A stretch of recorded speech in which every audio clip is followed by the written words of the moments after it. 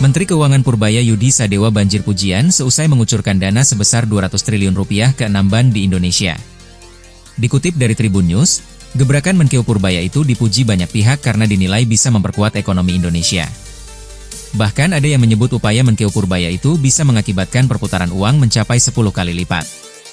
Dikutip dari Kompas.com, Guru Besar Fakultas Ekonomi Universitas Andalas Syafruddin Karimi menilai dana 200 triliun rupiah bisa memperkuat ekonomi jika uang itu benar-benar dipakai untuk kegiatan produktif.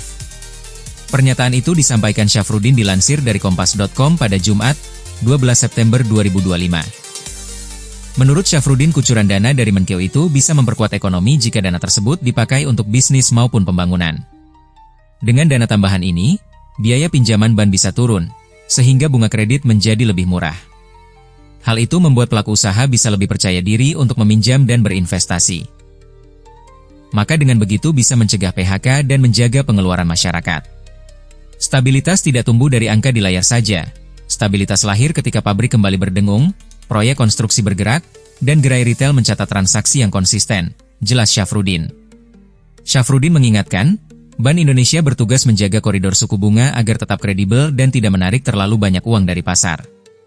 Dana ini harus disalurkan dengan ketat ke sektor-sektor penting seperti perumahan murah, pembangunan infrastruktur, manufaktur ekspor maupun pertanian berbasis produk lokal. Menurut Syafruddin, pemerintah juga harus memastikan uang ini benar-benar berputar di masyarakat dan tidak hanya disimpan di bank. Batasan bunga harus ditetapkan khususnya untuk koperasi dan UMKM agar dana sampai ke usaha kecil. Jika semuanya berjalan dengan baik, suntikan dana 200 triliun rupiah itu menurut Syafruddin bisa membantu ekonomi tumbuh, harga rupiah stabil dan inflasi terkendali.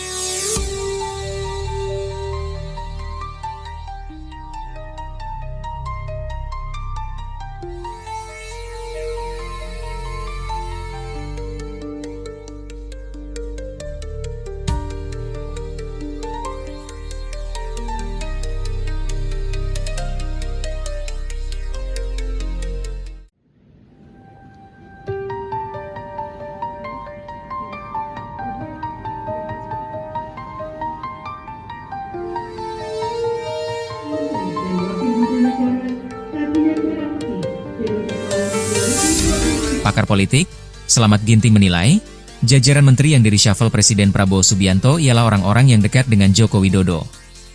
Dikutip dari Tribun News, menurutnya, orang-orang yang dekat dengan Jokowi yang kini mendapat jabatan di Kabinet Prabowo tidak kompeten di pemerintahan.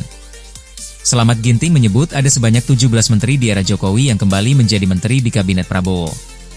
Ia menilai, para menteri tersebut bisa menjadi musuh dalam selimut presiden. Oleh karena itu, kini satu persatu di-reshuffle.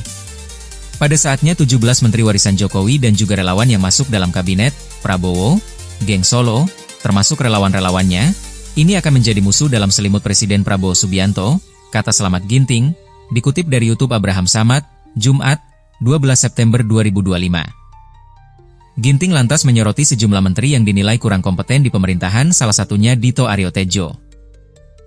Menurutnya, Dito yang berasal dari Partai Golkar itu selama ini juga dekat dengan Jokowi, khususnya Kaesang Pangarep. Saat ini, Dito sendiri telah di-reshuffle sebagai Menteri Olahraga. Selain itu, Raffi Ahmad dan Deddy Corbuzier juga dinilai tak berfungsi di pemerintahan.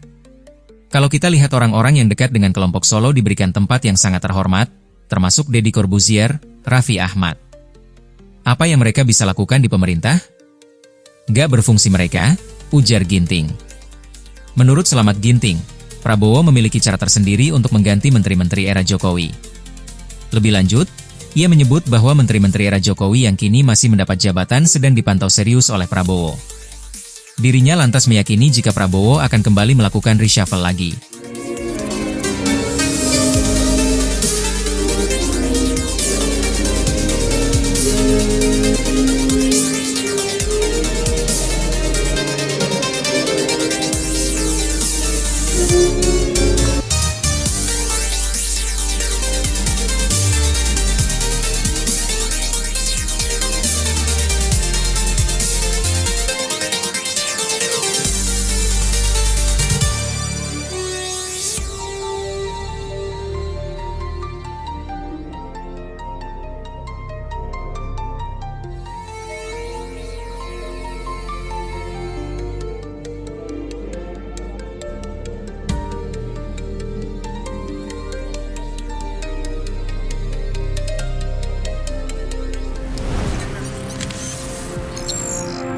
Tribun X, menghadirkan lokal menjadi Indonesia.